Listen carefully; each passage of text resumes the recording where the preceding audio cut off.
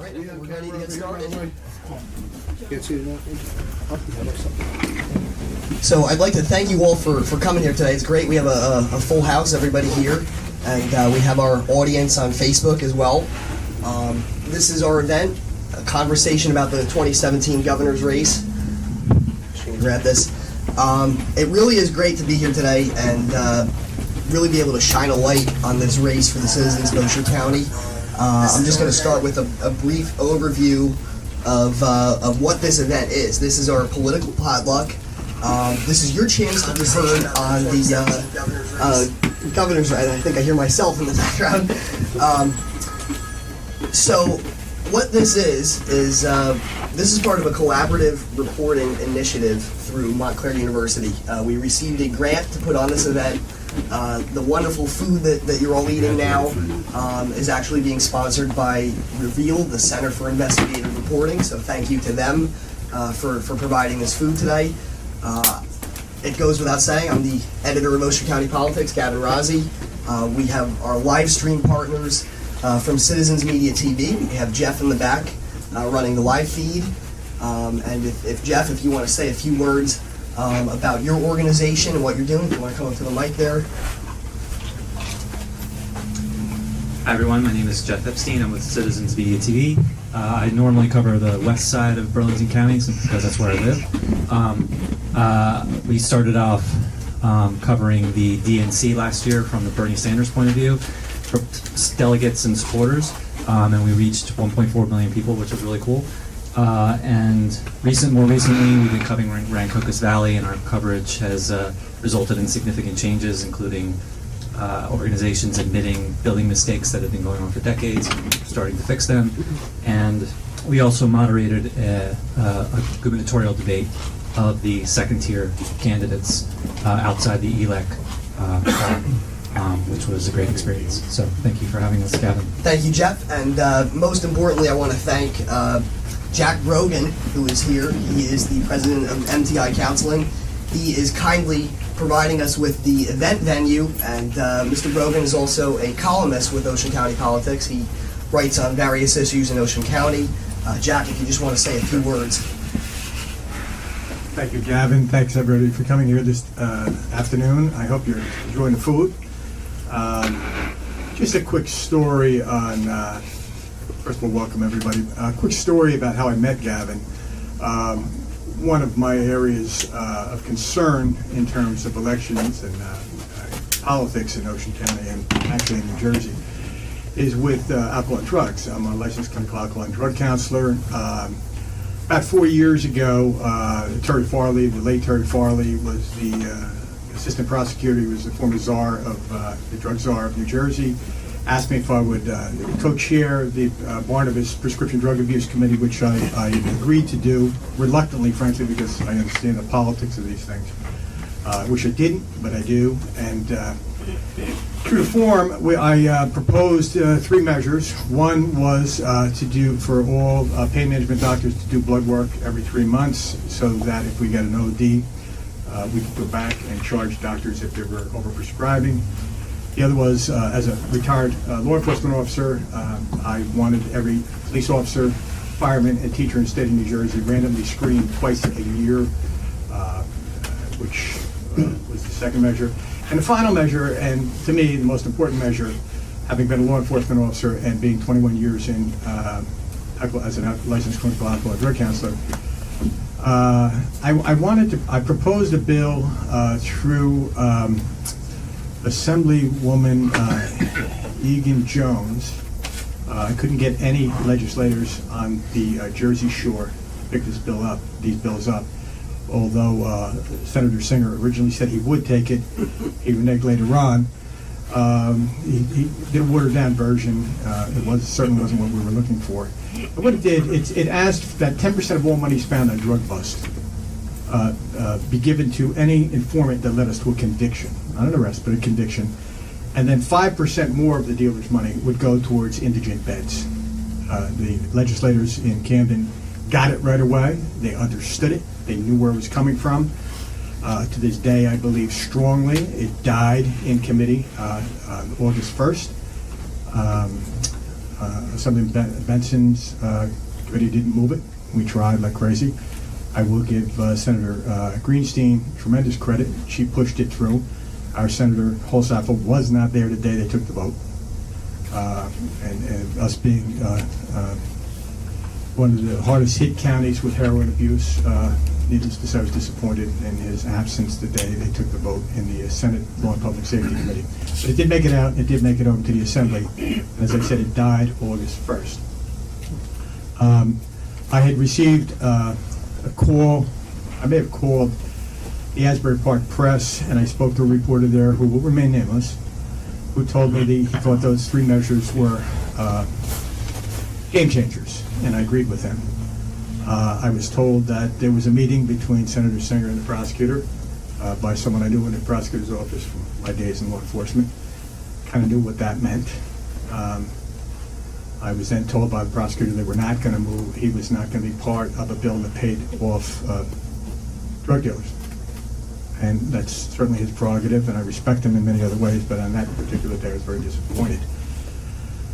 I told his staff I was not going to stop talking to the press, and I called this reporter back who was very much excited about these measures, only to be told by him, I checked you out with my editor. This is only your idea. You have nobody else backing you up on these measures. And therefore, I was told not to talk to you any further. I said, thank you for representing freedom of the press so well. I want to appreciate you for giving me my voice, which I think you're supposed to do according to our Constitution. Then he hung up the phone. I then called the Star-Ledger. I spoke to a young reporter there who chuckled at the story, told me, no, we don't operate that way at the Newark Star-Ledger. I said, I'll call you in 2 weeks. I told him exactly what was going to happen. I called him back in 2 weeks. He got on the phone and he whispered to me, I am so embarrassed, Mr. Brogan, to tell you that everything you told me happened. They will not let me write anything on this story. On my children's souls, that's what came down. Okay? I then, and I always believe this was a spiritual awakening, I somehow had OceanCountyPolitics.com show up on my phone. And it said, call me, Gavin Rossi. And I have to tell you, this young man was pretty radical, I thought, having been involved in politics in my life. But I really liked what he was doing, and I ventured a phone call, and he picked up the phone, and I became addicted to Gavin Rossi's work. And this wonderful young man, who I honestly believe, and I don't want to strike melodramatic, but I have to tell you, I truly believe he's a patriot. I really believe he's pushing back against tremendous odds. I was speaking with Mayor Novak before the meeting, and I think you would probably agree with me. And I know there's an assembly candidate here today, and I'm really thrilled that you're both here. It shows a lot of courage. I've followed you for a long time, and you are pushing back. And I admire both of you for that. Known John since he was a young attorney. It was a long time ago. He's gotten more brazen. Usually you know, but anyway, welcome to both of you, and thank you for coming. But Gavin, unlike the other reporters, said, I want to talk to you about this. And he wrote a marvelous article about it, put it out there, and I can tell you, I heard from a lot of people. I'm told, I'm a guest columnist for Gavin, and I appreciate the opportunity to be able to have a voice, which I always believed, and I really did. All the time I was in law enforcement, going to college nights, I teach up at the college, I always thought I would have a voice with the printed press, and I don't believe we do anymore. And I think that's what this grant really is all about. I think Montclair State's Media Center gets it. We have to do something as citizens. The patriotic work that he's doing, I think, should be applauded. After he wrote the article, as I said, there was a lot of feedback, and people were asking me a lot of questions. Senators and assembly people from other districts were curious about who this young man, Gavin Rossi, was. I've watched him get insulted because of his age by elected officials, which really ticks me off. Likewise. And he does not run from the fight. And he has nothing but my admiration and my support. And I'm so glad that you're here today, those of you that showed up here today. This is an important conversation. It really is. Jeff, thank you so much for live streaming this for us, because I think a lot of people aren't going to get this that would not otherwise get it. We can make a difference. I truly believe that we can make a difference. And welcome. Thank you, Jack. So we are here today to talk about the governor's race. Now, the problem is we really have a lot of ignorance. I took this headline here from the New York Times, and this was just from September, and the headline was, quote, "Nobody in New Jersey is paying attention to the race for governor." That's a big problem. And I like this quote that I took from here. "Despite an election that will mark the end of the tumultuous tenure of Governor Chris Christie, Republican, the fact that it's only one of 2 statewide elections this year, the campaign has failed to whet the appetite of voters." So, echoing some of the sentiment that Jack just expressed, I think the folks from Montclair, I think they really get it. We're doing this as a part of the Voting Block Collaborative Reporting Initiative. It's multiple independent media outlets from around the state of New Jersey. And what this session here today, what we're going to do actually, we put an open invite out to all of our readers. It's great to see the turnout here today. The second component of that, we will be doing some profiles on some Toms River residents about their specific views on certain issues. But the purpose of today's gathering is to really give you an opportunity. It's great for us to be able to speak, but at the end of the day, we really want to hear from you. And we want to create a more civil political discourse. We want to be able to, instead of talking over each other, really have that understanding. And this is going to be the opportunity over lunch here, to really speak on the various issues that brought us here, what we're passionate about. And what really is going to be exciting is, in addition to our coverage here on Ocean County Politics, what we will be doing is this conversation will be going to the folks at Montclair, and they're going to be able to combine this with all the other independent media outlets into a report that will eventually be sent to both of the governor candidates. So this really is quite the opportunity for citizens to be heard. So we're going to jump right into it. Just some basic background on the governor's race. Phil Murphy and Kim Guadagno, one of those two will most likely be the next governor. And then we do have some of the various independent candidates. So just some fast facts about Ocean County. We have 398,624 registered voters. And that's from the New Jersey Division of Elections as of October. If we're going to break down that number a little bit further, we have 83,088 Democrat registered voters, 126,890 Republican voters, and believe it or not, unaffiliated voters are actually the biggest demographic in Ocean County. And then, of course, we do have the Libertarian and Green parties. They have a few hundred voters. So what we want to jump into here is we do have some important dates to keep in mind. The debates are going to be popping up. We will have some things on that. October 17th, that is the last day to register to vote. So if you're not registered already, that's very important to get that done. And we did plan it today to be exactly 1 month until Election Day. So we do have November 7th, that is the general election. And that's really all I have for you on this. We are going to jump right into our group discussion because we really are interested in hearing from all of you. We have some candidates in the audience. We're going to be giving them an opportunity to speak as well. But I'm just going to go over some ground rules for our group discussion here. These are just our ground rules here. We obviously want everybody to... I don't think we're going to have any problems with this. We just want everybody to have a civil conversation here. We really want to focus on the issues, not any personal attacks or invective. And we really we don't want to be like the talking heads on cable news where everybody's shouting to get something in at the last minute. Everybody's going to have an opportunity to speak, and we're going to have one person at a time speak. But what I would like to do first is maybe, Jack, if you could grab the wireless microphone. Sure. I'd like to pass the microphone around the room. I guess we'll start with Steph here. And I'd like to just give everybody the opportunity to introduce themselves and tell us a little bit about yourself. I'm Seth Grossman. I'm the Executive Director of LibertyandProsperity.org. We have a Liberty and Prosperity Facebook page.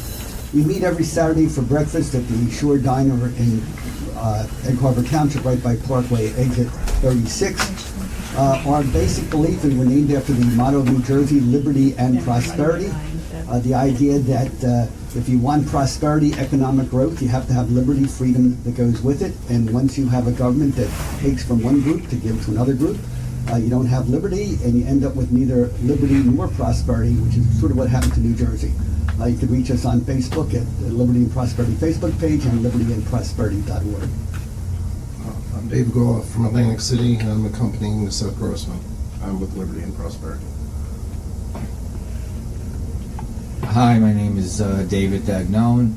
I'm originally from Brooklyn, New York. I have a background in law enforcement, New York City Police Department.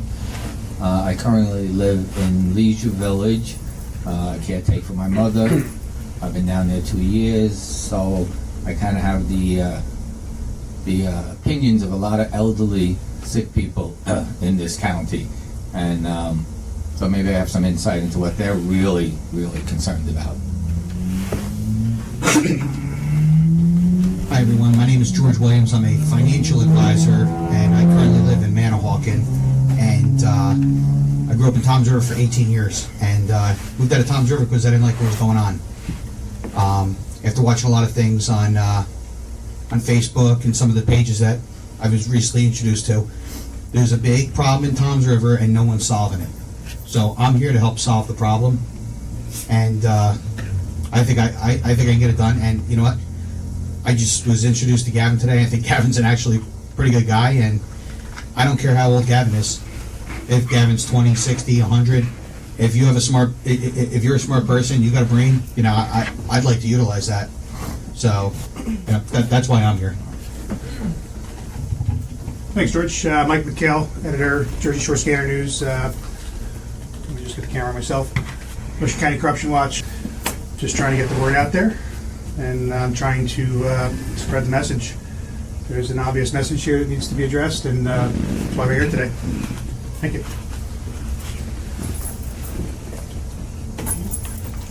Actually, I already introduced myself, but I just want to say I don't think I will ever catch up to Gavin as far as what he has to teach me. So I've learned a lot also. Good afternoon, my name is Edmund DiGiovanni. I'm the founder and artistic director of Season on the Line Incorporated, which is a touring theater company. We specialize in presenting original works to schools and colleges throughout the tri-state area. So I've been into hundreds of schools. I've literally met with thousands of students in my travels and worked quite closely with them. Just hold the mic a little closer. And have worked quite closely with them. And anything that I can do to lend my expertise, I was more than happy to do so. Thank you. My name is Henry Karwowski. I'm a dentist. I've been in Ocean County since 1977. I've seen all the changes that have occurred over the decades, and looking to see how I can contribute to today's discussion. Thank you. We just have some people in the back we didn't get. And the new face just came into the room too.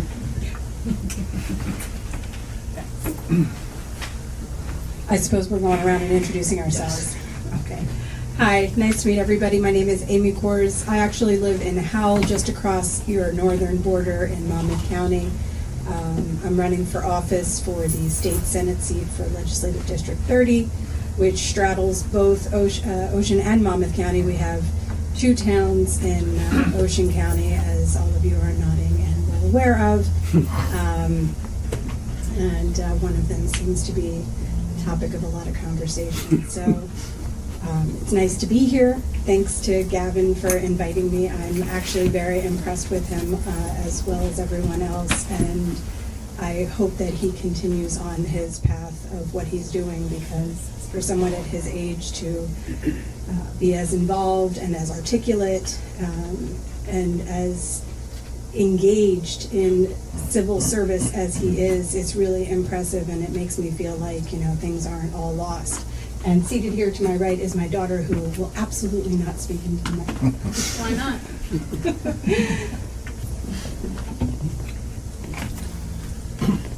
Hello, my name is Ryan Young. I'm one of the Assembly candidates for the 9th District, which happens to cover a lot of Ocean County, which a lot of people know. Also into Atlantic and Burlington County also. My running mate Jill is also here. You'll hear her then too. Hi Jill.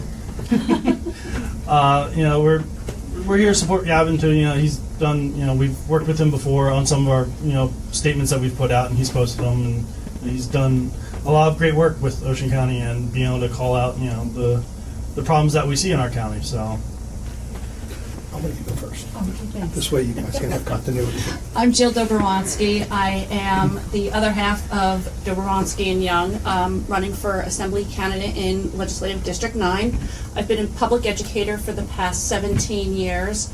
It is one of the passions of mine because for the past 17 years I've seen my property taxes go up, I've seen my deductions go up, and yet I'm not getting any return on that as a citizen, but also as a public educator.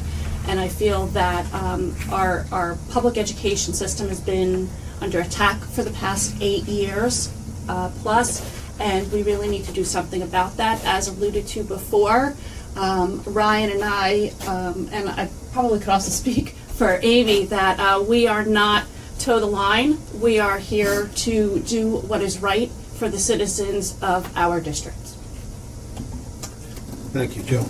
My name is John Novak. I'm a committeeman in Barnegat Township. I'm up for re-election this year. My 3-year term is up, so that I guess makes me a candidate this year. It's been said that the Tree of Liberty must be watered with the blood of tyrants and patriots. Nothing easy ever came without hard work. And Gavin is the type of person who does what the scripture says: whatever you do, do it as unto the Lord. He has a purity of purpose. He has a mind that's focused, and he is a patriot. Rare in this day and age, Gavin, and I mean that as a compliment, but also as a concern. So there is hope when I see someone of your tender age who gets it and who engages. I have more of my life behind me than in front of me, but some of the things that I've done have been in furtherance of, I love this country, I love what made this country, and whether you're a lowly local official in Southern Ocean County, or whether you're running for governor or even president of the United States, you need to respect and love this country and what the patriots who started it thought. Thank you. You're good. Just put it. Maybe Jack will just take the mic for you. What I'm Thanks. saying today? All right, so that's enough with introductions, and it's enough from us. What we really want to hear, from the citizens that are here today. I have a few discussion questions, and of course, if there's any other hot button issues that we don't get to that you would like to address, certainly feel free to jump in with that. But our first question, and we're going to just pass the mic around the room again, is what issues do you believe should be at the top of the next governor's agenda?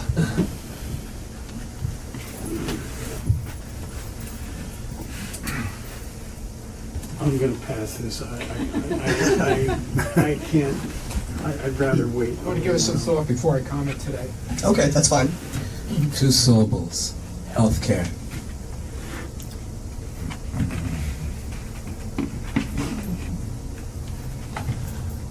Guess I'll be the first one to say it. There's a lot of things that need to be addressed. Where do we even start? There's a lot of things that have been overlooked. I think one of them, Mr. Brogan brought up today, I'd like to also further address. But as far as top issues, I agree with healthcare. I myself am a patient, a chronically ill patient, so I would like to see something done about healthcare, of course. But I definitely want to see taxes, taking care of taxes. There's a lot of controversy about that. There's a lot of controversy. We're not doing too good right now. I don't think anybody has the right answers. I don't think I'm going to come up with any answers today. But I definitely feel the pain of not having access to certain things. In the past, I've been up and down the road on the merry-go-round of medications, been there, done that, and there's just a lot to be said about healthcare. All right, thank you, Mike. Okay, so as it relates to the healthcare, it's not that we don't have access to the healthcare, is that we don't have the access to pay for the healthcare. So the healthcare is not the problem, because I could walk right into a hospital and with a broken leg and they're going to fix my leg. Who's going to pay for it? Okay, so if I have my plan and my plan says, okay, well, it's $800 a month and your deductible's $10,000 deductible, the first $20,000 comes out of my pocket. So I may not go to the hospital because I may have to pay my mortgage or my car payment or anything like that.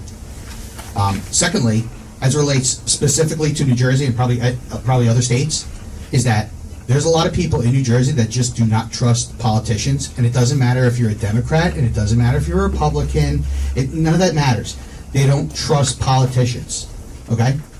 And I know I'm right, because you know what? Because I'm a citizen, and I don't trust half of them as it is.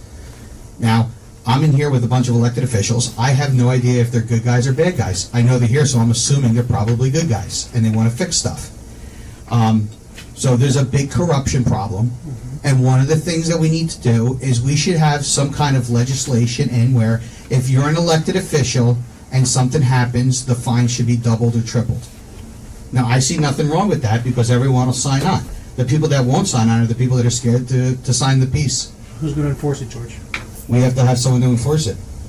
Well, the problem with that is that everybody who's enforcing it is either an elected official or appointed by an elected official. So you know what? We have to have checks and balances just like everything else. You know, and this is just something where I'm throwing spaghetti on the wall and maybe something will stick. No, I think it's a good idea, But everyone, how you enforce it. right, it's how you enforce it. So something like that might be a good idea. And as for heroin, there's a big heroin problem here too, okay? And it's not just some guy that just wants to get high. It starts really with the doctors over-prescribing it, because I come from a world with commission, and the more that I sell, the more I make, and the more opiates that people sell, they make more money off of it. So if someone gets a tooth pulled, they don't need 60 pills. Okay, they need 10, and then if they need the refill, they can go after that. So that's where it starts, and the taxes are very high here too. So let me jump in real quick, if you don't mind. Yeah, here, I'll give you the mic. Okay, let me see if I can't channel some of this, all right? John? I definitely want to follow up what he Since, said. Discourse? Yeah. Okay, you're running for the Assembly, and you're State running Senate. for the Senate, and you're running for the Assembly? Yes. Wonderful, wonderful. How do you feel about the measure that we tried to push forward, where we would give 10% of all money spent on drug busts to any informant that led us to a conviction? I'm asking you, not just as a licensed clinical alcohol and drug counselor for 21 years, not just as a professor of addictions up at the college, but as a former law enforcement officer, as a lieutenant. My brother was the spokesman for the DEA. I've spoken to multiple police officers about this. The chiefs of police of New Jersey took a stand against it. As a candidate, how do you feel about that? About the fact that they did not support it, or about The fact that they killed the bill. Do you understand the bill? I'm not I too explained it? familiar with the Assembly nuances Bill of it, but 4037, Senate Bill 2078. okay, I will definitely look into that a little I bit hear that a further. lot. No, I will. And Okay, you have I'll my trust word you. I'll trust for you. that. As far as it being killed without even a discussion, No, we had a discussion. that We're in the is- Senate, Law and Public Safety. but when it went to the assembly, you Yeah. said That that's on arrival. where it died on That on arrival. arrival. It didn't even get out of committee, Yep. correct? Yep. So I think that it's something that we definitely have to look at as one of the possible solutions to this issue. Because as It is we only know, one. as we know, that this is also a multifaceted All right, issue. let me stop you right there. Could you tell me what Wait, the bill number excuse was me. again? Aren't we supposed to be here to talk about the governor's race? That's what this is, we're going there. Well, we're no, going. we're not going there. Yeah, We're gonna going go away there. from there. Assembly Bill It's not, 4037. I know this He's is, dead. this is your personal issue, I understand that, but there's a governor's race. We're gonna I don't- Okay, I hope so. Oh, yeah, just follow up on something George said. George, I don't know you. I've only met you for the first time today. I'm George. I'm John. John, nice to meet you. Nice to meet you. Excuse me, I just want to, is there anyone here, I know you, is there anyone here that does not want to be on camera? Because I'm just trying to avoid who, okay, thank you, go ahead. Before George stole the thunder, he correctly stated about integrity of government and the public's trust of elected officials. When we go around this room, you're going to hear health care, you're going to hear taxes, you're going to hear Second Amendment issues. You're going to hear education funding formulas. You're going to hear, based upon some of the intelligence I see in this room, real issues that affect real people that deserve to be discussed in a venue like this. But all of those issues presuppose that we trust our elected officials. Who is in favor of helping people beat opiate addiction? Everybody raise their hand. Everybody will raise their hand. Now, who gets the contracts? How's it going to be funded? Where's the money going to come from? What district has a special interest? Who needs a vote on something unrelated? That unfortunately is, Otto von Bismarck said, two things the public should not know: how sausage is made and how legislation is made. There's a lot of public officials that deservedly do not have our trust. So something that seems good superficially, you don't know when the inner workings take place in Trenton whether or not they're really advancing it for a purity of purpose, as I accused you of having. So, George, thank you for bringing it up, even though you stole my thunder. Thank you. Being involved in healthcare, I just want to comment the prescription of 60 opiates and all that. The federal government already has enacted legislation to prevent the practitioners from doing just that. Okay, depending on the case, believe it or not, you have to subscribe to an overall base of the population, and before you prescribe, go on a computer, look up the individual, number one. Okay, when you write the script, it's a very limited amount. And number two, follow that individual for 3 months.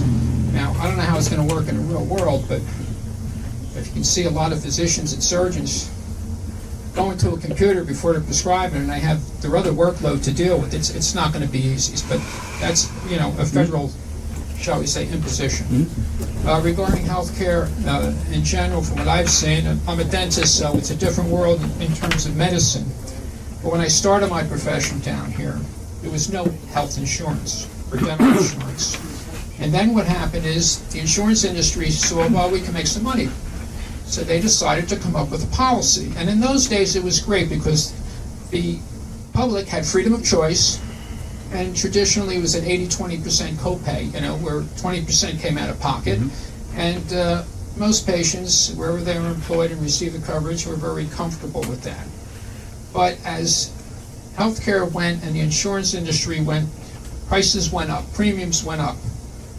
So when that happened, realizing that medical coverage was primary, dental was secondary, it was going to be dropped, a lot of the dental. So what the insurance industry started to do was to then say, well, let's offer other policies, basically inferior ones, okay, where you get into a clinical atmosphere where you're shuffled around like a piece of cattle, or you get into a situation where the practitioner is supposed to work for 60 or 70 cents on the dollar.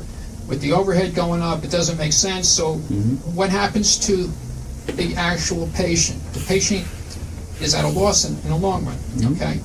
So that's the gist of insurance, okay? They're in it for the bucks. They're not in it to, make sure that we get taken care of, okay? And you also have the pharmaceutical industry that's in it for the dollars, and that's why you have this exorbitant amount of costs, that are being passed on to patients, and they can't afford. They're in a dire, shall we say, need of a particular med. It becomes very catastrophic economically. So that's what has to be addressed. How do you, start, shall we say, restricting the pharmaceutical industry from overcharging, if you want to use that concept. So it's something that's going to take time to address. I don't have the answers to all of these, but I'm going to just lay the groundwork for you, Gavin, to just kind of like say, okay, these are the problems. Okay, now what are the solutions? What are plausible solutions? Right. So okay. If I could just jump in, so would you say maybe the next governor should try to go for price controls on some of these things from a state level? You definitely have to put some kind of price controls, and you also, let me digress for another moment. The insurance premiums, okay, they're astronomical. And being a self-employed individual, I can't begin to tell you how 15% every year Horizon went up for, I'm talking about medical coverage. And it gets into the stratosphere where it's unaffordable, okay? You just cannot do it.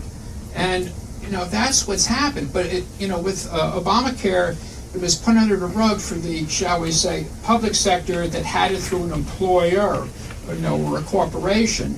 And now they're realizing what deductibles actually are, because the general public had no idea what a deductible meant, okay? until they went into their physician's office and said, you're going to have to shell out X number of dollars. Okay, so that's where the problem lies. You know, the whole insurance industry, in terms of them making the dollars, and it has to be revamped. What's going on now is totally ludicrous. Okay, and the other big problem is tort reform.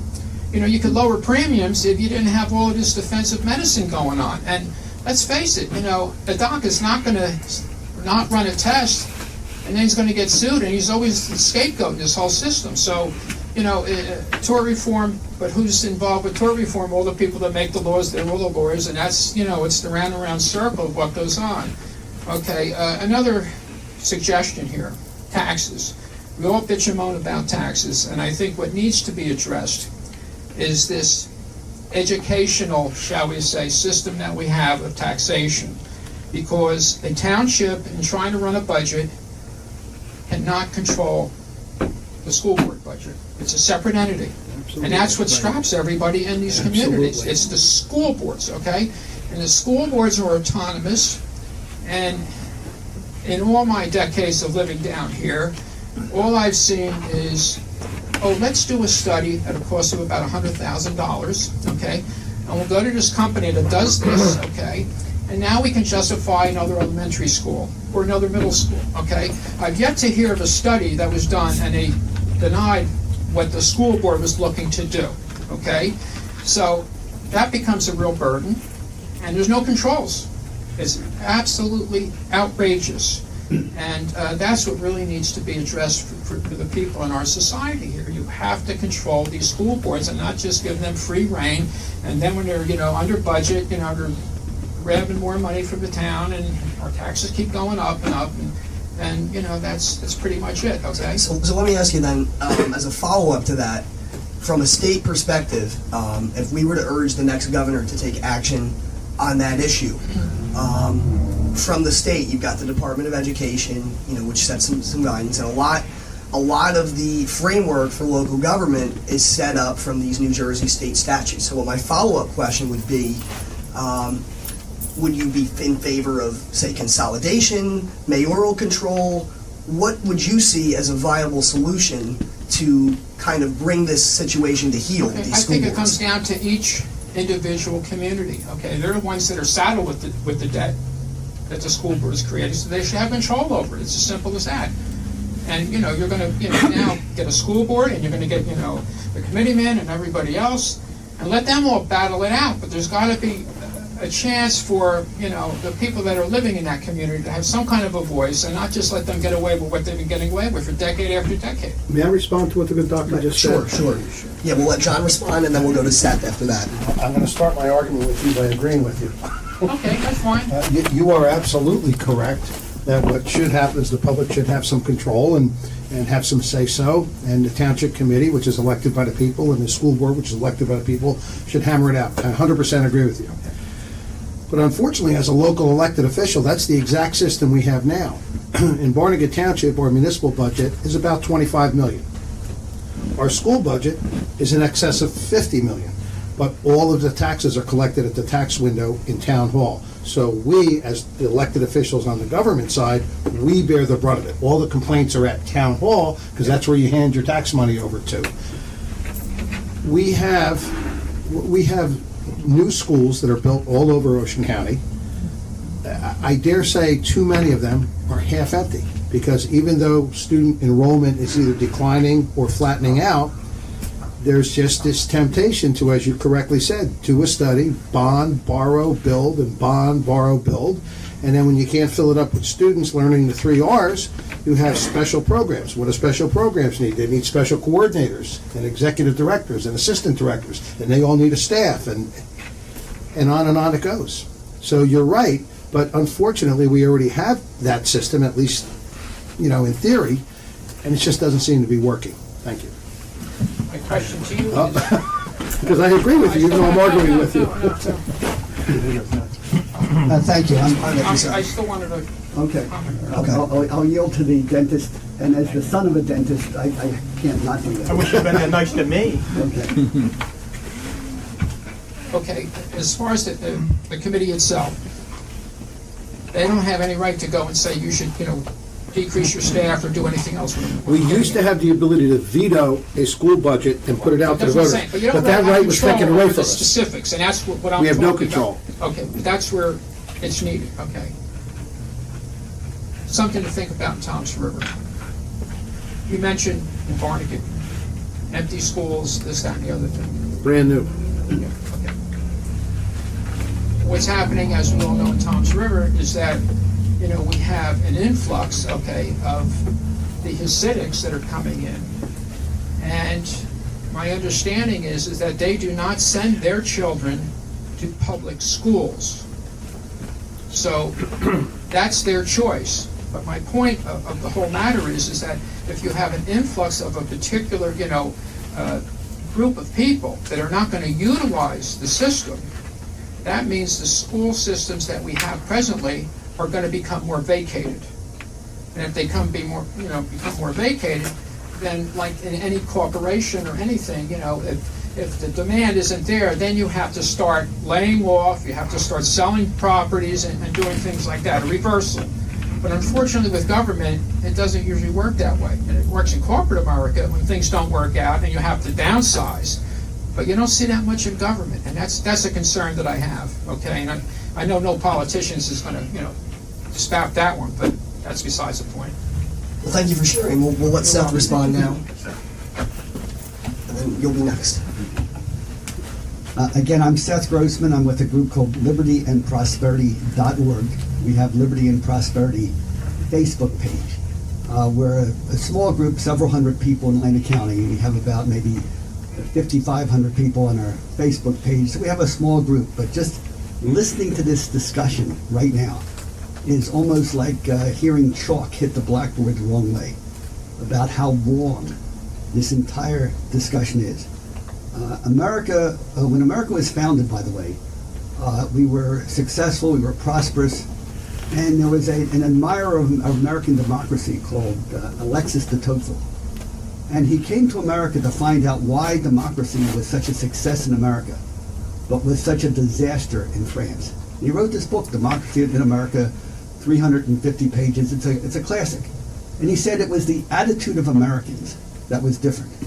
He said, if you go to France and there's a problem, people will go to the government to fix it, demand that the government fix it. If someone in England has a problem, they said they go to the rich people to fix it, the aristocrats. He said, if you go to America, people will form groups and they form voluntary associations to fix the problems themselves. And that's what we have lost in America. I hear in so many different ways, everybody's saying we want the government to fix the problem. And a lot of times as I hear these solutions to problems that are usually created by the government, and the solution is to have the government do more stuff to fix the problem and create it. And it reminds me a lot of back in 200 years ago, the quack doctors. They used to believe if a patient was sick, they would draw the bad blood out of the patient. And then the sicker the patient got, the more blood they would draw out of the patient. Until finally, actually, George Washington was killed by his doctors when he had a cold because they took so much blood out. And that's what we're doing. Another memory, we talk about healthcare. My father was a dentist. I grew up on top of a dental office. And at that time, my father charged $2 a filling right up until the 1970s. How was he able to do that? Well, there was no insurance. And everybody just came to my dad. And at that time, by the way, dentists lived upstairs from the office. And you had many dentists in town. And, you know, if somebody couldn't afford the $2 filling, you know, we got paid in tomatoes, crabs, you know, all sorts of stuff. Eventually, everybody paid. And it was simple. And how many employees were in the dentist's office back then? Usually it was either a secretary or the wife of the dentist would be it. And, of course, the dentist used to live in the same neighborhood as our patients. You know, it wasn't like a rich thing. And when did it all change? It changed when the government decided to give free dental care to various groups, and then it became insurance, and then suddenly my dad is getting invited to seminars. Well, you could get the insurance company to pay $2 for a filling and $2 for the examination and $2 for this, all ways to gimmicks to pay the insurance bills. And next thing you know, everyone had insurance, but the co-pays are more expensive than the insurance used to be, and that's how government created the problem. And all I hear now is everybody saying, well, government should do more to fix the problem it created. and we're on this death spiral here in New Jersey. Now, the topic, of course, is what are the governors going to do, or what could they say to make things better in the state? And of course, neither candidate for governor is saying anything on any of the issues that are really causing the problem. And so the result is going to be that no matter who wins, New Jersey is going to face some sort of collapse during the next couple of years. So maybe the real issue should not be, well, who should be the governor, but to try to get awareness as to what is causing this collapse and how do we fix New Jersey when this collapse happens. And of course, the cause of the collapse is unsustainable government expense. It's written into it. In other words, in my town, everybody I know around Atlantic City is earning less, a lot less than what they were making 5, 10, 15 years ago.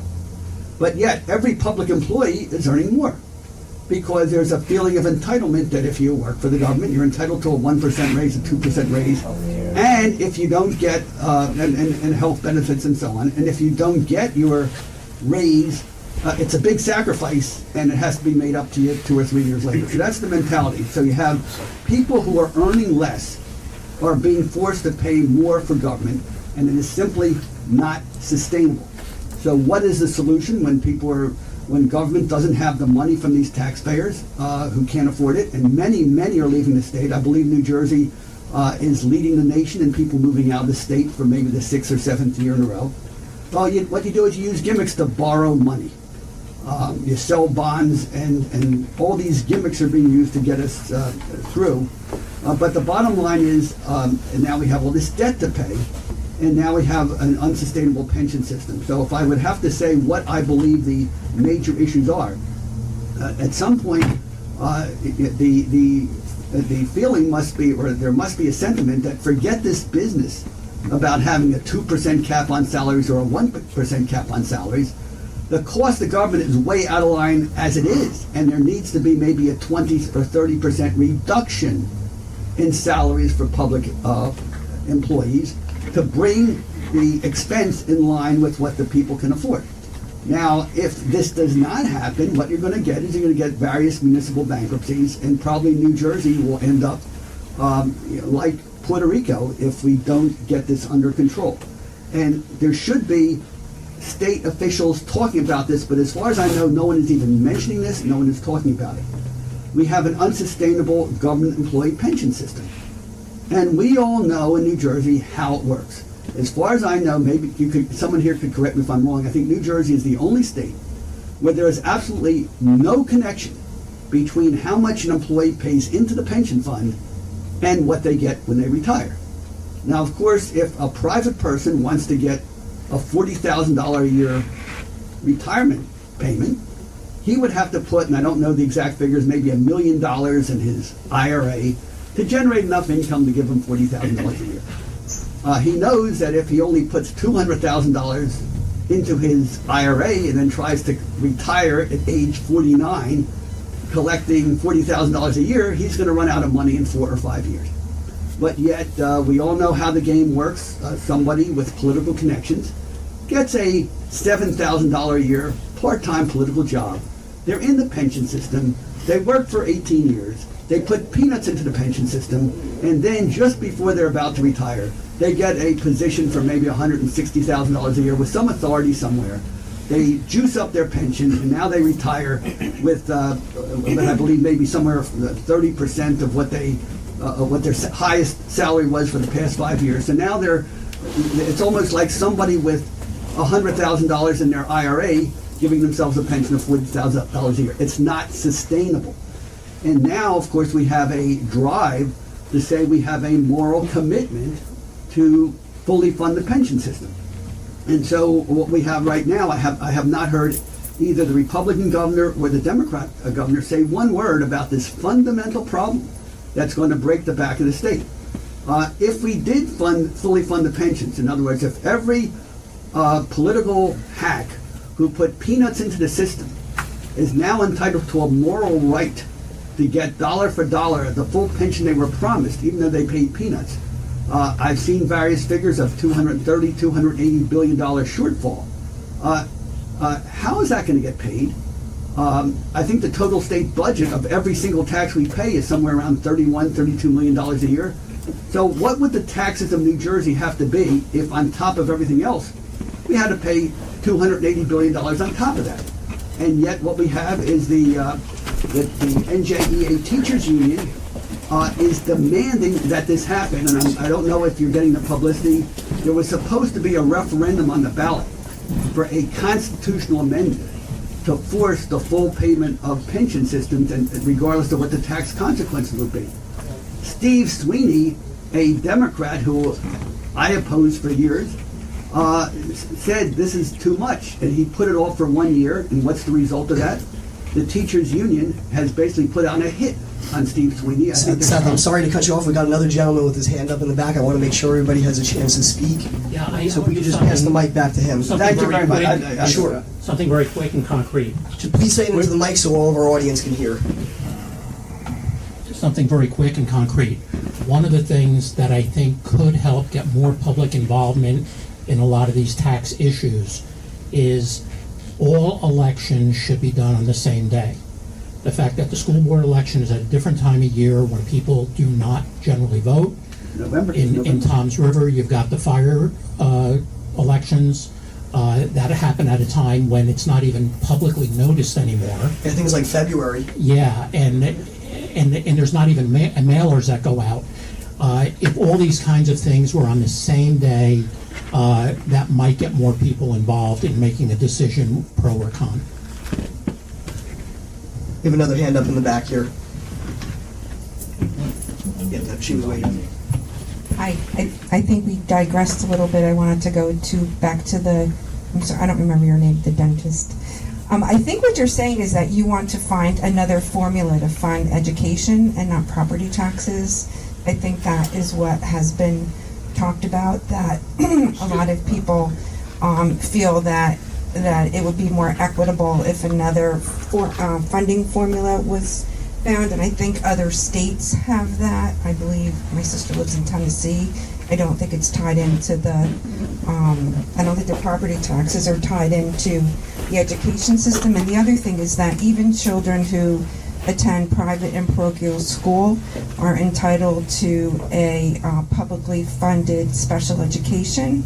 So if they require special education, we taxpayers do pay for that. We also pay for transportation. All right, we'll let this gentleman respond. Do you have something? Yeah, I have something to say. I want to get off the health issues, but you know, these are questions. This is something that I know about with my background in law enforcement and alcohol and drugs. You know, now everybody's on this bandwagon. There's a heroin problem. There's been a drug problem since the 60s in this country, and people have no idea, literally, the billions of dollars that it's costing taxpayers, the quality of life of families. This country, I remember when I was very young, they were talking about getting education to very young children about drugs and alcohol, and you know, you can't deal with the problem when they're teenagers. We need to get back into the schools at a very young age, first grade even, and these kids have to be educated, and the parents have to be educated, and they gotta understand, you know, what this involves, because it's too late when someone's 14 years old. It's already pot's not a problem. It's just pot, you know. And everyone's saying heroin. Well, heroin is the big thing right now, but there'll be something else down the road. And you know, I've seen thousands and thousands of families' lives ruined because this country, you know, waits until it's too late. And you know, now there's a drug czar here, and Christie's going to be the government's drug czar. But you know, you want to improve the quality of life in New Jersey. You want to save so much money that maybe you can use all this money we save for health care and for schools and for roads and for infrastructure. You know, it's destroying the American culture, and it has since the 60s, and then it goes into remission a little bit, but now it's back with a vengeance. Drug addiction is a vengeance. I mean, I'm only down here in New Jersey for 2 years, and that's all I hear about is the high schools with the heroin. I come from Long Island. We lost 980 kids in Nassau County in 6 months to drug addiction. Can I ask you a question? Yes. Do you think that drug addiction is a medical issue or a criminal issue? Now, there is a disease concept. For me, the criminal part is, of course, you have to stop it from coming in, which is very expensive. But the problem is, if you have a demand, you'll always have the supply. We have to cut the demand off. And if the kids learn very young, and you encourage them with certain programs and rewards for being kind of nerdy good kids who don't drink and smoke growing up, and as long as there's a demand, there'll be a supply. You know, the criminal part of it, of course, is a whole nother issue. So let's assume that the programs for young kids is excellent programs done very early. Is they're great programs. Given that, should people who are addicted be put in jail, or should they be put in treatment programs? Oh, treatment programs are still the way to go. Jail doesn't teach them how to deal with the addiction, doesn't cure them. In fact, the recidivist rate is tremendous when you come out of jail. If you just went to jail and you never learned anything, it all goes back to education, and it goes back to the parents being involved in their kid's life. And I'm guilty like everybody else. I had a full life. My wife worked, I worked, and thank God, my kids drank and they smoked some weed, but they both got out of college. But I probably should have been more aware of what was going on in their life. And it's hard. It's a 2-job world, and you're stressed and you're tight, and you come home and you don't know who Johnny's hanging out with. That's why there has to be programs. There has to be programs when these kids are very young, and you can't expect the teachers to be your parents. Your teachers aren't their parents, and so I would love to hear one of the governor's candidates say something about thinking about somehow getting at this root problem. If I could just jump in 1 second, we did get a question for our candidates from Facebook Live. I know some of them have to jump out of here, so I just want to get this in. Nancy Moore Gara asks via Facebook, what are the candidates' positions on filing suit against Big Pharma for the opioid crisis? This is an issue that recently came up in Brick. I know there's some other towns that are taking action on this. So this individual is interested in knowing what the candidates' positions are. So if you guys would like to weigh in. Why don't you start? Right. Sure. Right. So the lawyer in the room, and I'm not the evil kind of lawyer. I'm a divorce lawyer. So one of the things that was said earlier was about tort reform. And we're talking about all these problems, and sometimes I kind of sit back and smile, and really the solution to all of this is if everyone would just be nice to each other, if everyone would just follow the rules, if everyone would just conduct themselves as decent human beings and smile at their neighbor and follow the speed limit and lock up their guns, we wouldn't need to even have this conversation today, would we? But we do. So, the problem with lawsuits is that anybody, and I say this almost every day, anybody can sue anyone for anything. And that is one of our fundamental rights. Under constitutional law, they wouldn't call it a fundamental right, but I think we would all hold it dear as something that, we want to have access to the courts if we feel that we've been wronged. If someone has committed a crime, we want to use the full weight of the law to punish them.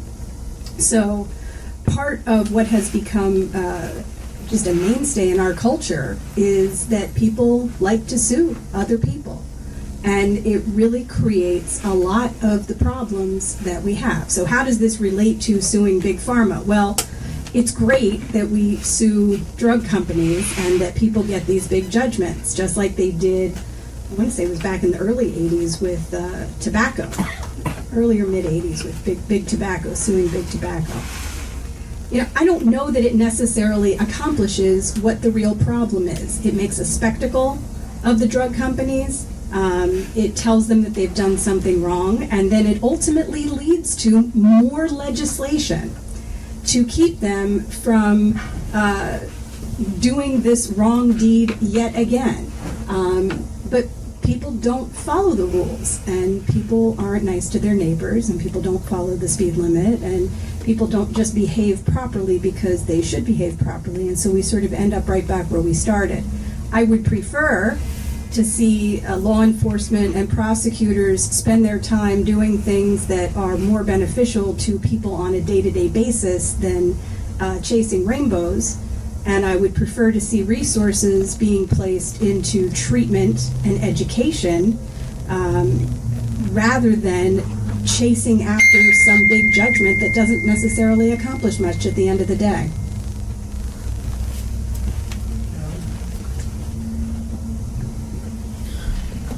I'm not a lawyer, so this is it's one of those where I kind of learned very quickly to, bow to people that are in that profession. That's why we have them joining, the Senate or the Assembly to give their expertise at that. And I'm kind of along the lines with Amy. Then at that point, yes, suing is it works out at times, but we've kind of become a society of constantly suing at that point, and that's not really helping us in the long run. Because, like I said, these big companies at times they feel like they can do whatever they want. They're above the law, and yes, okay, so we get a couple $1 million out of them at that point to be able to set up treatment clinics and stuff like that. But that's a one-time, settlement at that point. Then they're going to go on and find a new way to be able to get around it at that point. Then, and we're not, what are we going to do? We're going to go back and sue them again and again. And, for the fact that we're looking, that's not going to help us in the long run. If we look at maybe from more of a legislative point at that point, that might be more helpful to be able to try to make sure that we have safeguards built in already, in the form of laws to be able to stop this before it actually begins. Even so that's kind of where I'm at with this. Quick follow up to that. One of our readers chimed in via Facebook. Paul Williams asked, "Would you be okay with these types of lawsuits if there was some sort of, be it a constitutional amendment similar to what they're trying to do with environmental settlements, to not have a repeat of the Exxon situation? Would the candidates be okay with this if there was something in place that said, hey, this money can only be used directly to address this problem?" Well, with this situation, with the pharma, absolutely, it should go back into the opioid crisis that we're having then at that point then. And the heroin crisis and all that stuff. Yes, it should be used for what it is. And that was the function that was getting destroyed at the time from that company. So yes, that should go back into repair. Okay, excellent. Any other responses to that? All right, we'll let Seth respond, and then we'll go to the other side of the room. Just again, Seth Grossman with libertyandprosperity.org. Just one comment about funding our public schools. Those who complain that property taxes should not fund public schools, and we should tax some other way. I'm old enough to remember that in 1963, New Jersey had no sales tax, and we had no property tax. Why did we get a sales tax in 1963? Because people thought our property taxes were too high, and so they gave us a 3% temporary sales tax to make our property taxes lower. But yet, when we got the sales tax, we got higher property taxes. And then they said, well, property taxes are too high, we need another tax. And then we got the income tax at 2% in 1976. And guess what? When we had a bigger tax at 2%, it still wasn't enough. So we turned our 3% sales tax into a 7% sales tax. We turned our 2% income tax into really a 9% income tax. And we still have high property tax, because the bigger we make government, the more it needs. And isn't it something that the drug crisis happened to happen when we raised taxes? So back when we didn't have a sales tax or an income tax, one parent was usually enough to support the whole family. One parent stayed home with the kids. Now that both parents are working to pay for our high property tax, high sales tax, high income tax, no one's watching the kids, and we have an opioid crisis. So all these things work out, and the more we look for government to fix it with more laws, more lawsuits, more programs, more taxes, more borrowing to pay for it, we're again like those quack doctors who think that by drawing more blood, we're going to make the patient healthier. Thank you, Seth. We're going to go to the other side of the room. Who are we going to? I believe the dentist first. Regarding the touring report, I think one way we can put a real dent in terms of governance races, why not establish a law or whatever that if anybody sues somebody and they lose the case, they're responsible for the charges. You see, we have too much frivolous lawsuits. As you had mentioned, you can do anything you want to do, okay? And it's not a question about right or wrong, but if you're in that situation, well, where you're down economically, okay, that you just have to cave in, even though it's something that's unethical or whatever, okay? So now, and I know this goes on in other countries, if you want to sue somebody, that's fine. But if you lose the case, now you're responsible for all of the litigation, you know. Yeah, so they have rules that are. Yeah, if you want to pass the mic to let Amy respond. Sure. I just want to say that will hurt the person who doesn't have that money, who may have a valid claim but loses the lawsuit. Right. I mean, I don't see that's a problem. That the problem will hurt the person who may have a legitimate complaint but won't take it to court because they're afraid if the other person, and if it's a pharmaceutical company or an insurance company, will have better lawyers, then they're not going to sue. And I just want to respond to Seth. If I'm not mistaken, and you can correct me if I'm wrong, the teacher's pension was totally solvent until another Governor, Christie Whitman, pillaged it. Yep. Totally so wrong. please, Absolutely wrong. I'm sorry. Nope.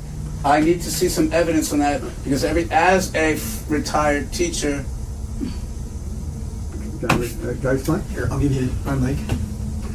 Yes, that's the myth. Okay, that everything was hunky dory with the teacher pensions and the firemen and all the other pensions until Christie Whitman borrowed against it. But the fact is, the teacher's pension started to go out of whack when Jim Florio started giving benefits. But the thing that really put the pensions out of whack, two things.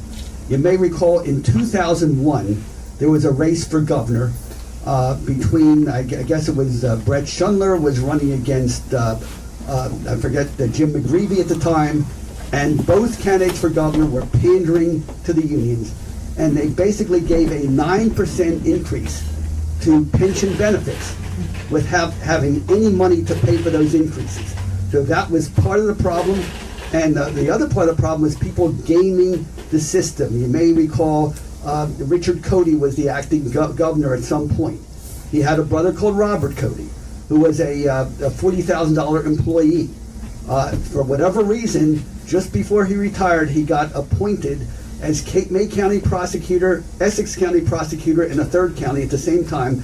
So what I'm saying is, you started gaming the system, and yes, and if you also follow in your teachers' unions, remember how the salary structure is done? So you started as a teacher at maybe $28,000, and the big boost would always come at step 13, just before you retired, when you got that $15,000 hike in salary. Why they do that? So to boost the pensions just before you retired. Again, the big problem, going back at least 20 years, no connection between how much is paid into the pension system and what has gone out. You got the deficit. And again, if you blame, suppose it was Christie Todd Whitman's fault. So what? She's gone. The money's gone. You now have a choice. If you pay the pensions in full, you break the back of the taxpayer. Well, pay back what you took from the fund. How's that? Well, who's going to pay it back? Well, somebody took it. If I take something from you, I'm going to be held for retribution, correct? By the way, I'm in law school, and we dealt with this in first year law school. A thief steals a car and then sells the car to an innocent person for $20,000. Now the thief is caught and punished. Now what happens? You have two innocent people. Who gets punished? You have the guy who paid the car, bought the car for $20,000, and you have the victim who had his car stolen. The thief is out of the picture. So who gets the car? The guy who had it stolen from him, or the person who bought it in good faith? And right now we have a battle. We have teachers and other public employees who are promised pensions, and there's no money to pay for it.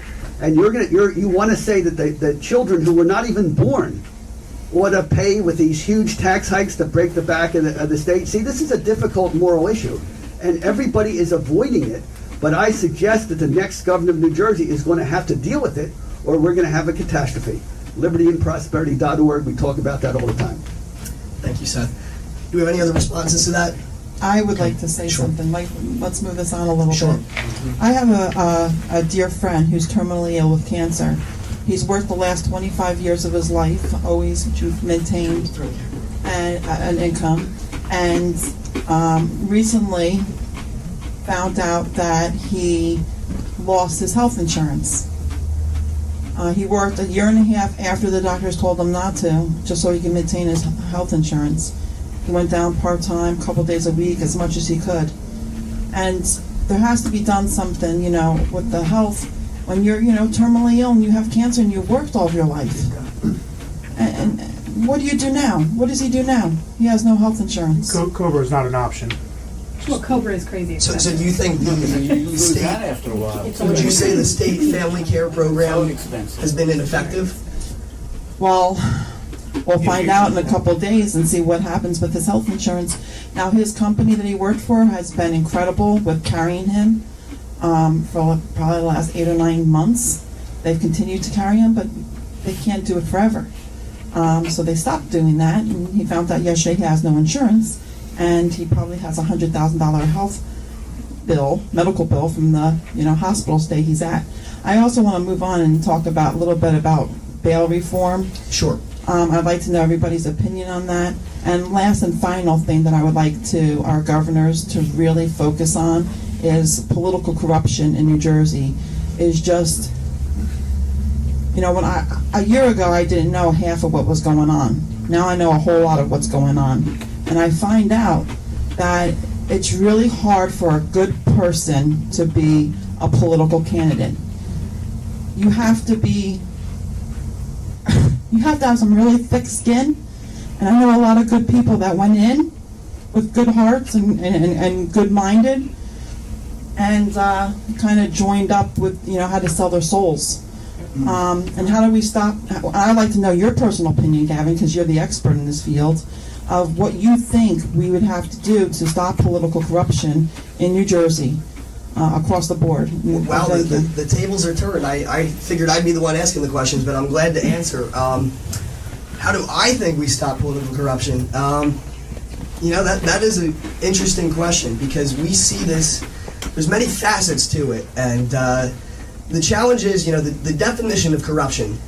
There's a lot of things in New Jersey that they blur the lines of, the optics are terrible, it looks unethical. Like for example, there was a situation in Little Egg Harbor where, there may or may not have been some people that had connections to the superintendent that were getting jobs and stuff. One of them used to be her husband's business partner or something.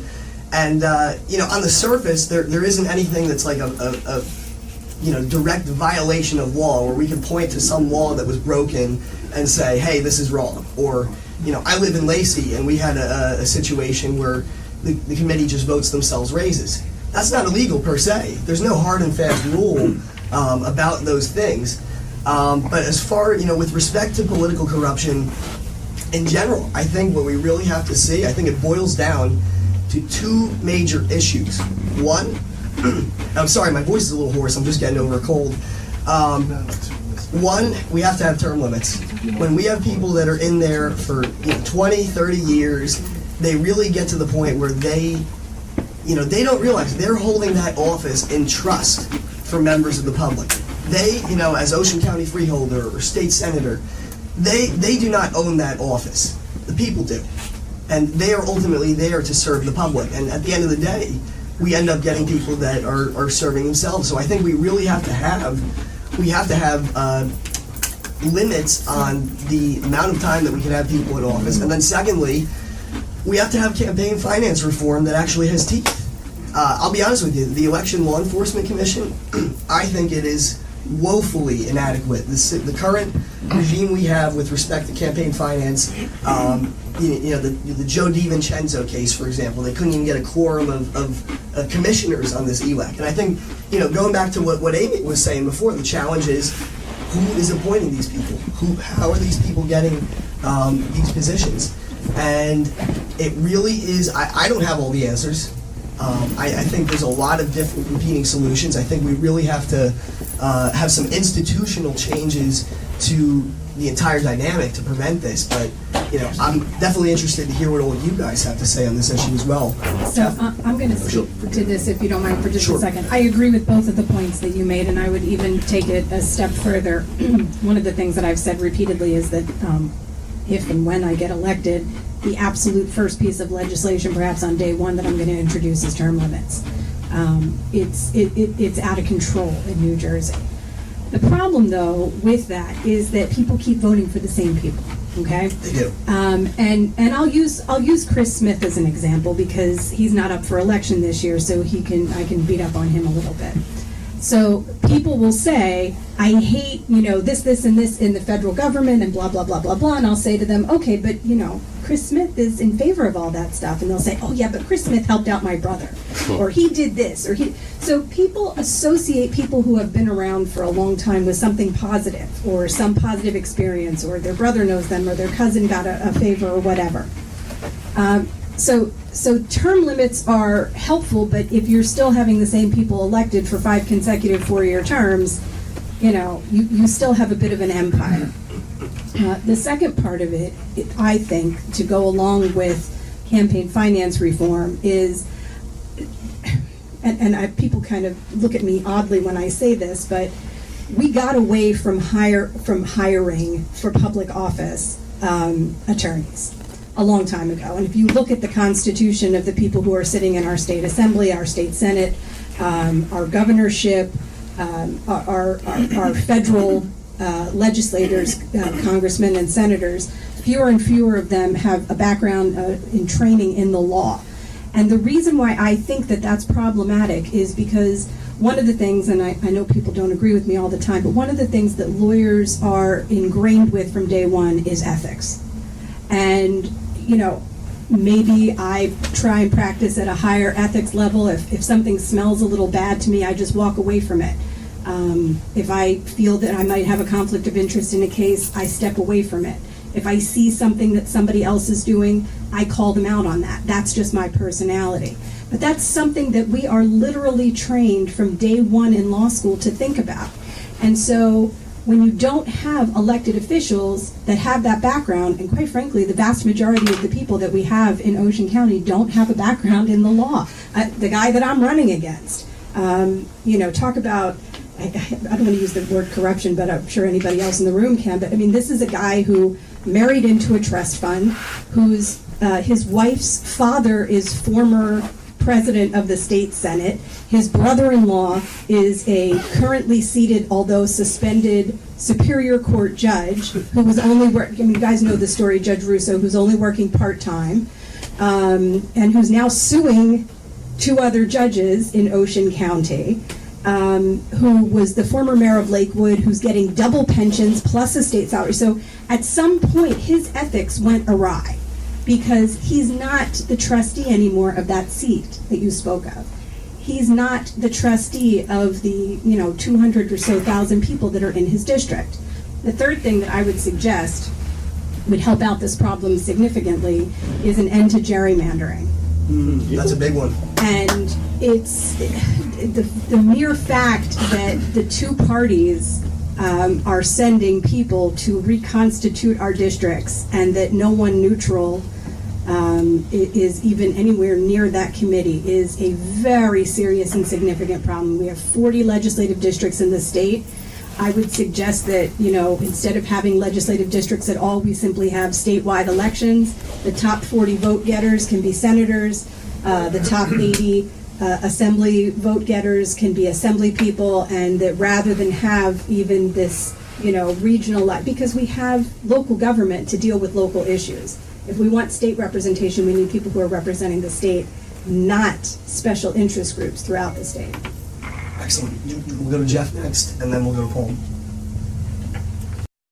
I strongly disagree with term limits, but the reason is I agree with gerrymandering, but I think term limits are only necessary if you don't have real campaign finance reform and you don't have real voting reform.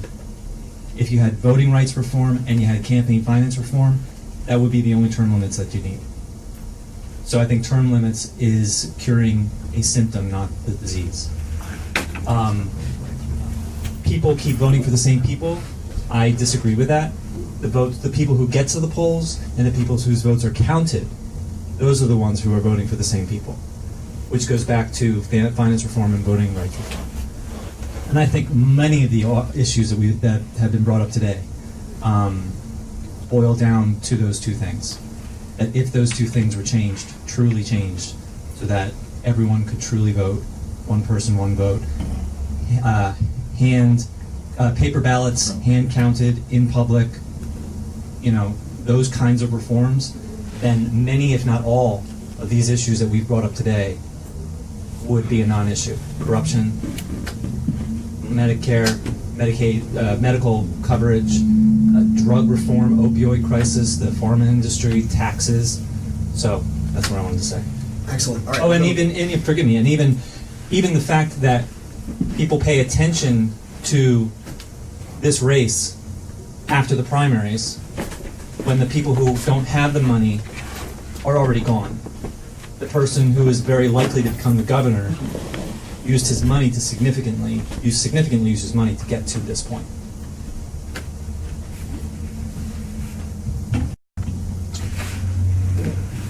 I agree with a lot of what Jeff just said as far as term limits go, because what if you have somebody in office who's really good and is really serving the community that they were elected to serve? Why do we have to put a limit on how much time they're putting in if they're doing a good job? Now, today, you might argue that that's a minority of elected officials, but still, what Jeff said, and even though I agree with a lot of what Amy said, as far as gerrymandering goes, that's a big no-no. As far as one person, one vote, I agree with that. What I'd really like to get to is, at the beginning of this presentation, you talked about people not having a lot of interest in the gubernatorial race. And my feeling is there's a couple of reasons for that. It has to do with the political machines throughout this state and through patronage jobs. In Ocean County, we know what the political machine is. It's and who controls the political machine. And even though my philosophies are basically fairly progressive and liberal, I see what happens in North Jersey with the machines that control, the voting situations up there. We have a candidate, Phil Murphy, who was basically put into this position by the political machines, especially the ones in Bergen County and Essex County, the ones that are controlled by the Democrats there. And people are not interested in what he has to say. Who ever heard of Phil Murphy before he announced that he was running for governor? He had no experience in governance in anywhere else in the state of New Jersey. Kim Guadagno, people, I'm not a big fan, I will admit that, but they're blaming her for not saying anything against Governor Christie on things that she's now coming out and speaking out against. Well, as a lieutenant governor, your job is to toe the line with the governor, but she's offering nothing exciting. Her big thing is she's going to reduce your property taxes, and she says we're going to reduce your property taxes by reducing the amount of the education portion of it, and you're going to save $800 a year. What is $800 a year? People who pay $10,000 a year in property taxes feel they're getting a bargain. If you go to some places in this state, people are paying $25,000 and $30,000 a year for a piece of property that's maybe a half an acre, maybe for a 4-bedroom home. So you're not getting a lot of outside interest because of the corruption that goes on. And we have to do something about the patronage jobs that go on. The municipal utility authorities are a prime example. Right here in Tom's River. Good possibility. Ocean County, anywhere you go, Egg Harbor Township. Little Egg Harbor. Excuse me. These people in positions of power are hiring their friends and relatives for jobs that either didn't exist before, or for jobs that they're paying ridiculous salaries to. That's also a primary problem with the pension system. It's not everybody involved in the pension system who's benefiting from the pension system. It's the people who were put in high positions where they're getting 6-figure salaries for no reason at all, for no experience, and then they're in, like you said, two or three different pensions, adding to the cost of that. So to get to the gubernatorial race itself, there is an excitement because people were put there that maybe shouldn't have been put there, and you have the lieutenant governor who is there because she was lieutenant governor, not because of her qualifications as a former attorney or sheriff, or where she constantly likes to bring up the fact that she is a military mother. Well, power to her son for being in the military, but what does it have to do with her? What kind of an accomplishment is that? So I just wanted to... All right, thank you, Paul. Let's let Seth respond. Okay, I borrow your mic? Yeah, go on, please. Again, Seth Grossman, libertyandprosperity.org, Liberty and Prosperity Facebook page. I think I have a very simple reason as to why we have political corruption in New Jersey. Why don't we have corruption for football referees? Why don't we have corruption scandals for baseball umpires? And the simple reason is the rules are simple, and everybody understands the rules, and everybody expects the rules to be applied equally to everybody. So even if you're rooting for the home team, if your team doesn't get 10 yards after 4 tries, you know your team is supposed to lose the ball. And if the referee would give you an extra 5th or 6th down to try to get the 10 yards, you would know something was wrong and you wouldn't tolerate it. However, when it comes to government, we don't know what the rules are. The rules are complicated. We have this attitude, as we talk about at libertyandprosperity.org, the idea that I'm entitled to something that's paid for by somebody else. I started out as a young idealistic councilman in Atlantic City in my 20s, and it took me a while to figure out the difference between essential government services and waste, fraud, and corruption. Essential government services is government money being spent on me and my family. And waste, fraud, and corruption is government money being spent on somebody else. It seems everybody wants something from the government paid for by something else. And as long as government is seen as a way to get something that somebody else is paying for, then corruption pays. Then you have a motivation to want to give money and campaign donations and support for a candidate because he's going to give you something paid for by somebody else. If we got back to the basic American idea that government is limited by a constitution, that the rules apply equally to everybody, And if you have a hard, by the way, one of the things that always gets me, whenever I talk to someone running for office, I say, why are you running for office? And very often, 95% of the time, the candidate will say, because I want to help people. Well, if you want to help people, you should be with the Red Cross or Salvation Army or some other charity.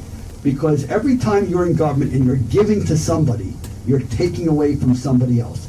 And I think that is what has fundamentally corrupted government in America, and New Jersey is getting there first. LibertyandProsperity.org. Jesse, I saw you were shaking your head. Let's let Jesse respond. Well, I disagree. I think that government does a lot of good things. I don't think that everyone in government. I agree with 95% of the people will answer. They say they want to help people. But you're not taking from someone else. Taxes isn't always theft. Taxes pay for our roads. Taxes pay for our children's education and stuff like that. It's not like Trump comes into town and he's like, give me all your money. I'm going to take your money. I'm going to give it to this guy. I think that was a bad analogy, personally. But I want to get back to term limits. I also disagree with term limits for the same reason that you made about how if there's a good person in power, they deserve to be in power. If they're doing their job and they're making money, they deserve to do their job and make their money. But I think a deal with corruption is that June 6th was the primary. Yes. What, 14% of New Jersey registered voters voted? That's just about right, yeah. Not good. That's why we have corruption. Nobody goes out and votes. Nobody even knows that we have an election. My generation doesn't even know we have an election. They don't know when the election day is. Why don't they go out to vote? So I know why they don't go out to vote. So they don't go out to vote because every time a new governor comes in and they say that they're going to fix this and they're going to fix that, they don't end up fixing this and that. So to most people, it's like, I don't even care who's in office. Right? So that's right.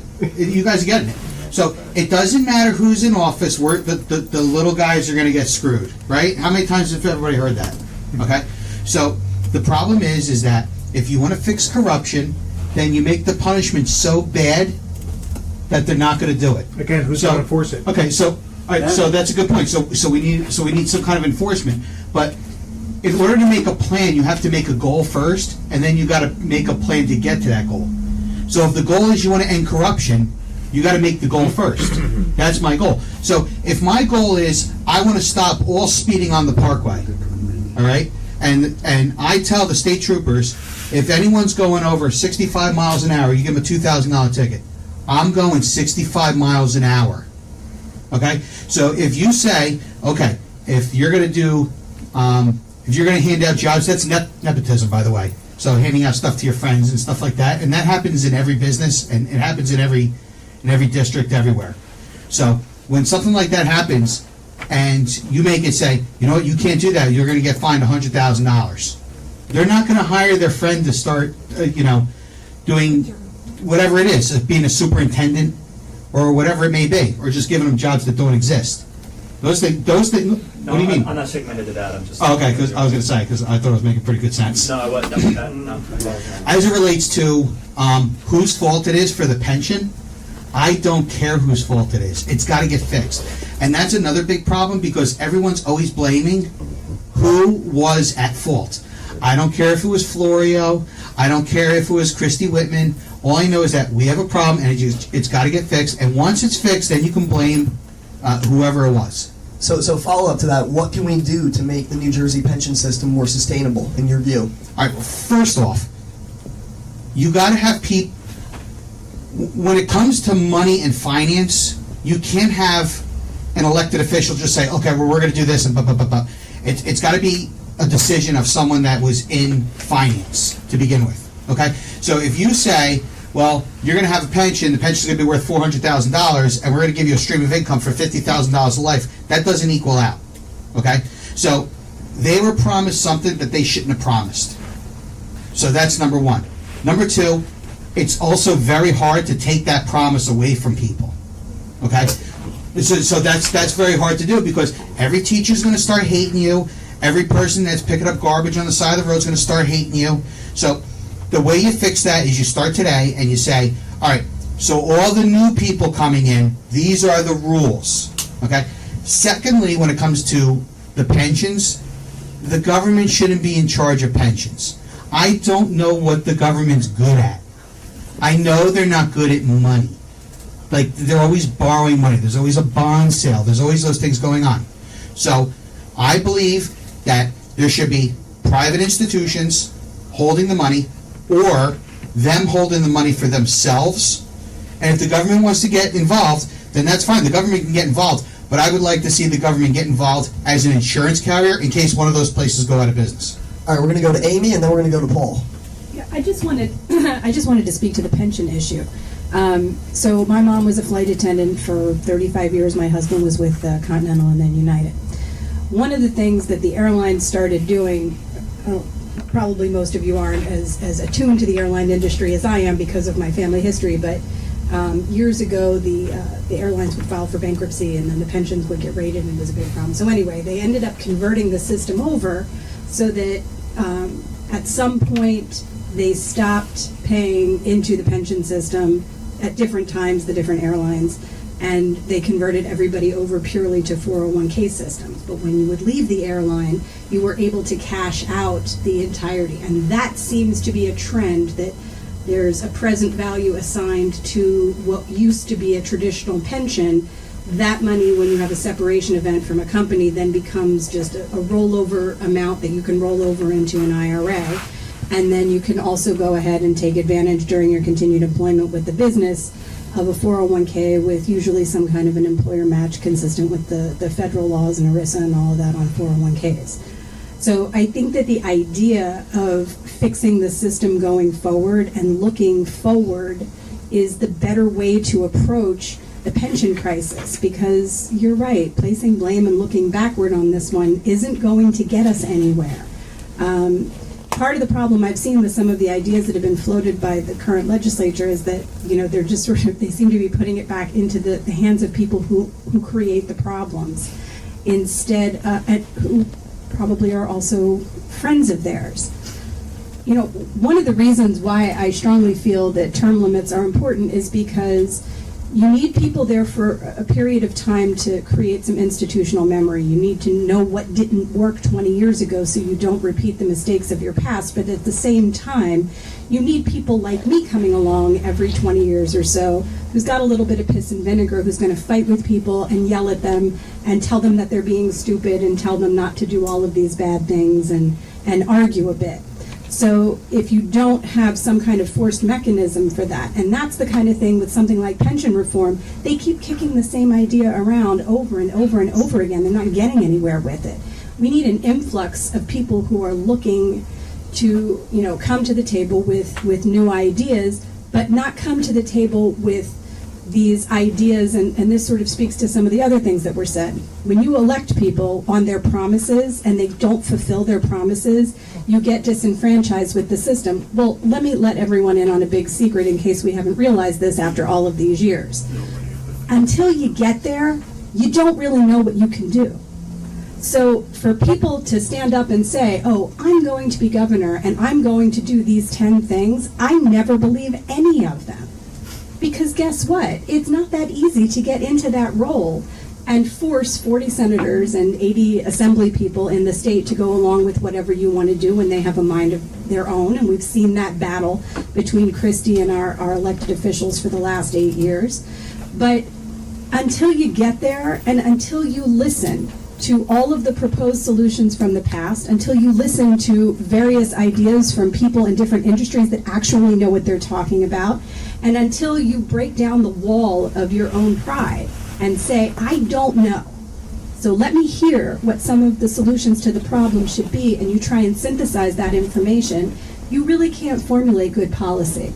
And that is what I would love to see someone who is running for office do. I think when I say it to people, people kind of look at me like I'm nuts, like, well, why the hell do you want to run for office then? Because you don't get that response from me that I want to serve the people. That's not why I'm running. I want to listen to what everybody has to say. I want to try and find solutions, and I want to be a nuisance and make the people think about what they're doing before they do it. Paul, you're next.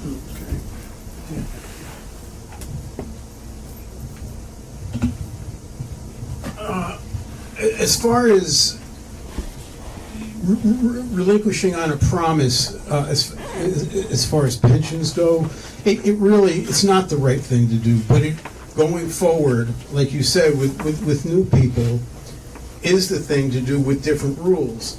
I think I am pro-union, but one thing I know that the unions would not agree with me on is that there is something with the state pension system where they take your salary, your total salary, from the last 3 years that you worked, and that's what your pension is based on. Now, that includes overtime.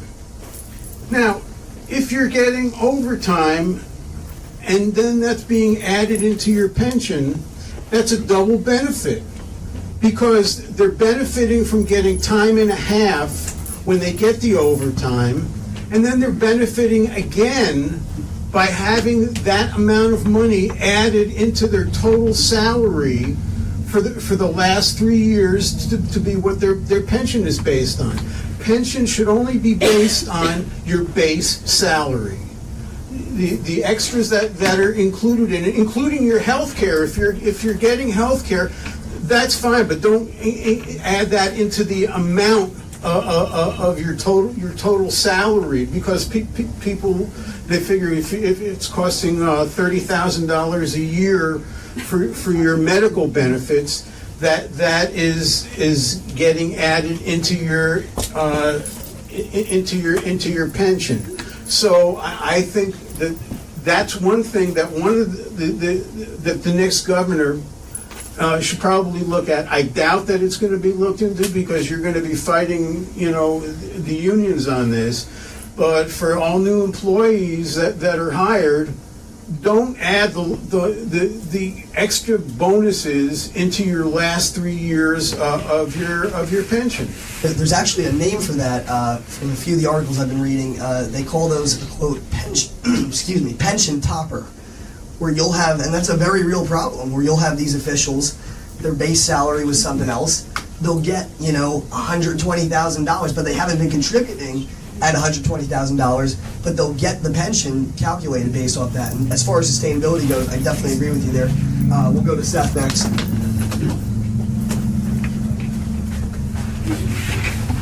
Again, Seth Grossman, libertyandprosperity.org, if you want to see more of this on our website or Liberty and Prosperity Facebook page. I think we've got to get back to reality, and the first step to fixing the pension problem is to tell the truth about it. And that the New Jersey pension program or funds have been run like a Bernie Madoff scam, like a Charles Ponzi scam. And the way those scams worked is that the first early people in the system were paid back with money contributed by the new people in. So if you say that that everybody's entitled to their promise, it's not possible. So how did we deal with the Bernie Madoff investors? Did we say, well, they were promised a certain amount of money, so they're entitled to get all their money back? No, they were scammed. And unfortunately, the public employees of New Jersey were scammed by their union leadership. They're not innocent victims, because they say, oh, the politicians lied to us. Well, who put those politicians in office? Didn't the candidates endorsed by the public employee unions win 97% of the elections? So now, if there's only enough money to pay the employees 30% of their pension benefits, what are we supposed to do? Are we supposed to rob the people who were not even born at the time and crush them with even higher taxes? Or do we give everybody 30 cents in the dollar? Well, that wouldn't be fair, because your genuine career people who cleaned out the bedpans at Ancora Mental Hospital, they only get 30% of a $30,000 pension. So I think the only fair way is to put a cap on pensions, something like $40,000 or $45,000 a year maximum state pension, so that the ones who scammed and gamed the system would be the ones that get hurt. But again, we should be forcing the people running for governor to tell the truth about it and not fool us. Because what did we do when we found out that the Bernie Madoff fund was a scam? What did we do with the Charlie Ponzi scam? We stopped it. But here we're continuing it. And every year we delay dealing with it means there's less money in the system. and the younger workers are going to get hurt the most. Liberty and All right, prosperity. thank you, government. Seth. So what I want to change focus for a bit here. I think we've had a lot to talk about with respect to pensions. I think we've had a lot of ideas in this area. But before we wrap up, I just want to change focus a little bit. One more question for everybody here. This year we saw the adoption of bail reform in New Jersey, and there's been a lot that has been said about that, both pro and con. Those in favor of it have said that it's the solution to end mass incarceration, but there's increasingly been a lot of critics of bail reform. And I think, Paul, you had your hand up. We'll go to you first. What I want to get an idea from our audience here. What do you think of bail reform, and how should the next governor in New Jersey address this issue, pro or con? Okay, I'm in favor of bail reform because a lot of people were stuck in jail for some minor things that they couldn't get out for because they didn't have the money for bail. However, as in with all government things, especially new things, there were some problems, and those problems have to be corrected. There have been a couple of violent people that have been released because of bail reform that shouldn't have been released. So we need more of a fine-tooth comb to get bail reform settled. But I do believe in bail reform. Any other people?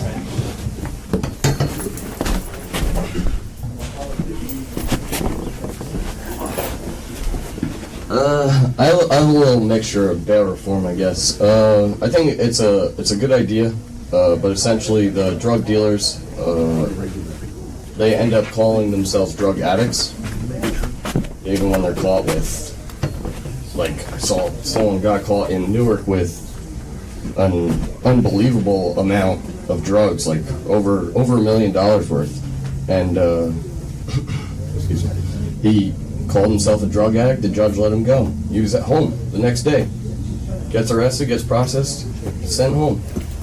And he's probably going and selling drugs again. And it definitely needs to be tweaked. There definitely needs to be something changed about it. It's a step in the right direction, but it's also a step in the wrong direction if we go the wrong way. All right, thank you very much. I think we're going to get ready to wrap things up here. We've had a great conversation. I want to thank all of you for attending here today. I'm sorry my voice sounds like this. I feel like Theresa May, the British Prime Minister. She had to give that speech earlier in the week, and she was sick too, so a little bit in the same boat. But we're going to have this full conversation up on Ocean County politics. I want to thank Jeff Epstein of Citizens Media TV for providing the live stream coverage. We're going to be having some follow-up articles, and if your question didn't get answered, if you're one of the folks watching at home, please feel free. We have a submission form on politicsoc.com. Any questions you have for the gubernatorial candidates, and we had a great turnout today, and I certainly think we'll be doing more events like this in the future. So thank you all very much.